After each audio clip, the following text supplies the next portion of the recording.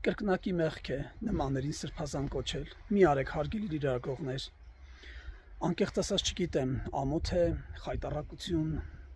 չգիտեմ լաց եմ, ծիծաղեմ, թե բողոքեմ, թե ինչ անեմ։ Երբ մոտենում եք կճոյան կոչված ինչ-որ մեկին, երբ նայում ես նրա դեմքին, արդեն ամեն ինչ պարզ է, որ սատանայի ծնունդ է, եւ ասում եք սրբազան, դուք ինչ եք պատրաստվում անել, սրբազան ինչ կասեք։ Դուք այդտեղ որտեղ եք տեսնում սրբազան։ Մի արեք հարգելի լրագրողներ, դրանք սրբազան կոչվելու իրավունք չունեն եւ ոչ մեկ իրավունք չունի սրբազան կոչվելու։ Մի բան ձեզ հիշեցնեմ հայոց պատմությունից։ 4000 տարի առաջ, երբ Արամ աշխարհակալը եկավ թագավորության, եկավ գահին հայոց,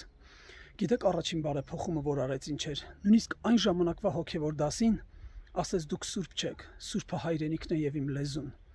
Խնդրում եմ, մի նման կեղտերին ասեք սրբազան, դա կրկնակի մեղք է։ Սուրբն իմ հայրենիքն է, սուրբն այն լեզուն է, որով որ մենք հաղորդակցվում ենք, սուրբն այն լեզուն է, որով որ Բայրոնն ասել է, որ եթե ուզում ես խոսել բարձրալի հետ, ուրեմն պետք է խոսես հայերեն։ Ահա թե որն է սրբությունը։ Մեր սրբությունը եռաբլուրում է։ Այն տղաները, որոնք անձնվիրաբար պայքարեցին եւ նվիրեցին իրենց կյանքը հայրենիքի համար, մի կոչեք դրանց սրբազան, կրկնակի մեղքի հարգելի լրագրողներ։ Դրանք մարդ կոչվելու իրավունք չունեն, դրանք հայ կոչվելու իրավունք չունեն։ Ուր մնաց թե սրբազան, ուղղակի ամոթ է, մի ասեք դրանց սրբազան։